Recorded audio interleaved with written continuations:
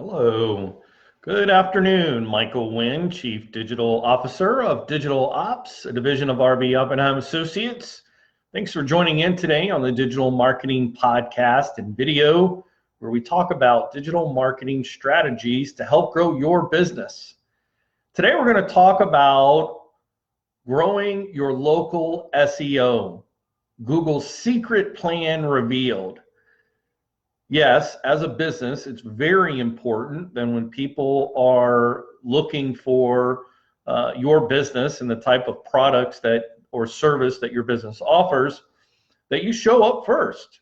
So it's important that you do that. And what we're going to talk about today, now obviously Google, no one really knows what Google's secret plans are, but what we can start to see if we're watching and observing closely, little things are released, new features and capabilities are released by Google, and something happened just in the last 40 days from Google that really has an impact, and I think shows a little bit of Google's hand when it comes to their plans for local businesses.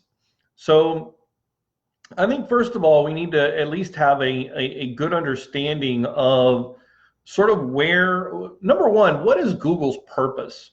Google's purpose is to collate data in order to provide relevant, useful information to users using their products. So they want to aggregate, pull together all of the content in a meaningful way and be able to deliver that to users who are using its product, specifically search. Now, whether you're using a text to enter that in, or whether you're saying, okay, Google, and you're using a voice searched capability, regardless, they're still going to deliver you the results of their aggregate collection of data that they are categorizing. So the heart of that is really displayed for the end user through what they would call the knowledge panel. And you're familiar with this if you've ever done a search before, whether you're on your desktop or your phone, it doesn't matter. When you put in the name of a business and you pull up and there's like this little square panel, and it usually has the little website icon or the phone icon, the little circles that tell you, how to best reach that business or how to find out more about that business. It's going to have the phone number, and it's going to have the hours of operation, may have some photos, it may have a link to the map, locations, direction. That's the little square that we're talking about, right? So that is the knowledge panel, specifically related to your business when someone types in the name of your business. Now, so how is that powered? Well, it's powered by Google's product, which is called Google My Business. So that product allows businesses to verify and claim their business listing within Google's knowledge database. So once you have verified ownership, you can then go in, log in, and be able to update your hours of operation, phone number to reach your business, and various other things. Now, I think that within that, one of the things that's very important to note is back in 2016, it actually goes back a little bit further than that. Google My Business is actually 5 years old, to be very specific. So it actually was launched in late 2014. So here we are 5 years later, which is not a very long time in the world of creating an entire culture or way of how people are finding information. But once that location business profile is verified, then that information is powered by the owner, meaning me, going in and claiming that business, going into my panel, and then editing those various options and areas. So once I'm able to do that, that's part of what powers the knowledge panel that we're talking about, that box. The other thing is there is community or end users that are submitting specific things. So users or community visitors to that knowledge panel or that Google My Business can leave reviews for that business.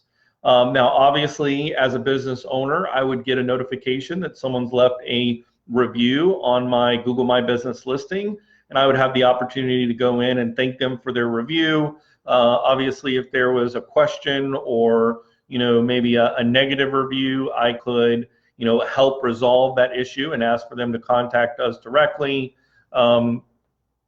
So Google reviews. Now also users have the ability to leave suggestions, ask a question, upload their own photos of that particular location. And again, all of this information is being added to this knowledge panel. So from a business owner standpoint, being able to monitor that and having that on your sort of digital marketing tasks to make sure that you're monitoring that and keeping it up to date is very important. So what are your options? What additional options do you have for Google My Business listing? So it's very interesting. If you'll notice, if you pull it up on your phone, you'll see that there are a couple of new tabs that have come out, and you'll see that there's a section that says what's new. You've got events, you've got offers, and you've got products that are listed as they're basically post options that when you have Google My Business, you have the ability to go in and create posts that are related to news, things that are happening, or events, if you've got something happening in the future and you want to let people know about it, offers, or products. Now, these are all types of posts that are available to you once you've claimed your Google My Business listing. Now, I think one of the things that's really important to understand is that the local search engine optimization advantage of posting and leveraging this particular offering from Google is really important. So that section that's listed as what's new really allows you to go in and really provide deep information. So you can have all kinds of different information. If you have a WordPress website, there is a plugin that will allow you to basically directly connect your blog posts and sync it directly and submit it directly to your Google My Business listing, and it will aggregate under the What's New tab automatically without you having to post it on your blog and then log into Google My Business. You can skip that step and just connect the two. And that's a great little trick there. I think it's also important too that you realize when you have that long form post, if you didn't catch my video a couple of days ago on long format video post, I highly recommend you check that out, as long form written content is absolutely the greatest, really the most powerful local organic SEO tactic. It far exceeds backlinks by any other strategy or thing. And we'll talk about that in a minute. I've got a little case study I'm going to share with you at the end of the episode today. But here's something new, brand new, just 40 days old, is Google released what's called welcome offers. So welcome offers is a brand new feature that if you have your Google My Business listing set up and ready to go, you can then, as a user, go on your mobile device, and you go on your Android or you go on your iPhone, and you're able to download an app, which is the Google My Business app on your phone. This is only available on your phone, and you can set up a welcome offer. Now, what's unique about the welcome offer is it is triggered by a little button that appeared about a year ago under the Google listings, especially if you're on a mobile device. All of a sudden, out of nowhere, a follow button showed up inside of the knowledge panel for Google My Business listings. Now, I think it's really interesting that this follow button shows up around about the same time that Google Plus disappeared. Now, obviously, Google Plus was all about individual users, but it was also sort of the segment of business pages and how you followed business pages and got content. So all that disappeared, but yet at the same time, this new little follow button shows up under the knowledge panel on your mobile device when you put in a brand. So now you followed that, but you could get notifications about news that were articles that were posted. You could get notifications about events or products. And I'm going to put a link in today's blog post about the article that Google actually released last June, when they released this follow button, and what their intent was behind it, and what they say was their reasoning. So that'll be a deeper dive. So if you want to check this out, once we get this posted on our site, I'll have the link to that so you can go read it for yourself. And they've got some pretty good information there. So you'll check it out. But welcome offers is slightly different than those notifications. Welcome offers happens as soon as you hit the follow button. Right after that, boom, this welcome offer shows up, and it's the only time that it ever shows up. It's like, this is like a cheat code for your favorite game, right? So with this, you've got some options on what this welcome offer can be. So you can obviously have a visual image. You can have a 30-second video that can be sort of the lead, if you will. You can have a long form written out, what your product offering, the description of the offering, and it can be up to 1,500 words that are, located in there. Now, what's interesting too is you can set the start and end date for this particular offer for it to show up. Now, it's interesting though that Google has set a 2-week auto removal on this special feature. So I think that's something that you want to make sure that you have that in your mind. Now, once someone has followed you, that if they leave and come back later and they do that search for your business, what's new about this very special welcome offer is it's a little gold tag, and the special offer heading is still inside the Google panel, in the knowledge panel, right above the section that says questions and answers. So it's just below where your hours of operations are, but right above the questions section, and it's just like a little thin line with a gold, almost like the gold ticket for a welcome offer. But again, it's only for those people who follow your business. So I think it's interesting that we've got this little known thing, and it's Google reports that there are 150 million businesses that have registered and claimed their Google My Business listing, which means there's a bunch of people out there that have not done it yet, and they are not taking advantage of this very important tactic and strategy when it comes to your local search engine optimization plan. So, okay, I told you I was going to give you a case study. So here's a case study. We worked with a company that is very interested in growing its local business market share, and they really wanted to perform extremely well when it came to the particular service area where they offer services.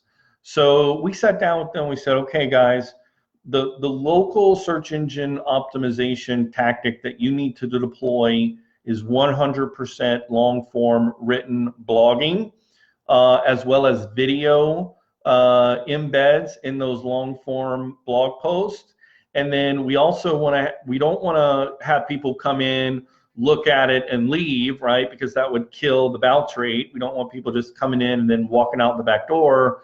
We want them to come in, see this content, link to your podcast link, which can go to a deeper page with the link of all your different podcast locations. You don't want to send them, straight to Spotify or straight to iTunes, because you don't know what kind of device they have. So, we linked to the podcast page where we had individual links to their podcast platform, so the end user could choose Spotify or Stitcher or Outcast or iTunes, whatever. We've got them all there. Um, so we did that, and over the last 12 months, they have posted just a little over 180 blog posts in 12 months. Now, you guys are probably like, oh my gosh, Michael, are you serious? They posted 180 articles on their website? Yeah, they did. Well, a lot of business owners would be like, I just don't have the time for that. I just don't, I don't know if the reward or the payoff for investing that kind of time and resources in writing 180 blog posts is really going to pay off. Well, guys, I'm here to tell you that business went from page 10 to page 1. Now, you might be like, well, yeah, I sure hope so. 12 months later, 180 articles. Gosh, that was really slow. Like, that's not very fast. Why can't we just throw, $10,000 at an ad campaign and drive traffic right off the bat? Well, that's true. But here's the thing to remember. Remember this: your digital ads that are running disappear when the money runs out. Original posted content on the internet lasts forever. Well, as long as your website stays up. But the likelihood of your website staying up and continuing to be indexed over a lifetime is much greater than you stopping your ad spend because you run out of money, or you're like, gosh, we can't continue to spend thousands of dollars a month on ads. We need to somehow be able to save money here or there. What can we do? So for this company, they felt like they're in business for the long haul. They are not looking for a quick fix. They want a strategy that will outlast their budget. And this was a great way for them to strategically go in and leverage this technology. So super happy that, again, it was a long grinding process, to crank out 180 posts over a 12-month time span. But the end result is their competitors that they leapfrog in front of are going to have a really hard time making up ground, because now they've got to deal with, oh my gosh, we haven't put a blog post up in like 4 years. And how are we going to catch up 180 articles? So, I think there's something to be said. But again, going back to, sort of revealing Google's secret plan, I do think that there is some insight into the fact that they packed up shop on Google Plus, and then all of a sudden, about the same time, the Google follow button shows up in the Google My Business listing, because this follow is intended to provide businesses a way to engage and provide value, relevant, timely offers and information about your business to people who want information about your business, who say, yes, I want more information. I'm going to follow this business on this platform. So I do think that is absolutely, whether it was a secret plan or not, the fact of the matter is that's what they're doing. And businesses, and even by Google's own admission, there are many, many businesses who are not taking advantage of their Google My Business listings, as well as the ability to add what's new, events, offers, and products, special products, as well as the welcome offers that are now available to users who follow those businesses through the Google My Business Follow app. So those are my tips for you today. I hope you've enjoyed how to grow your local SEO and revealing Google's secret plan. My name is Michael Wynn. I'm the Chief Digital Officer of Digital Ops. I hope you have a great week, and don't forget to tune in tomorrow to the video podcast episode. Have a great day.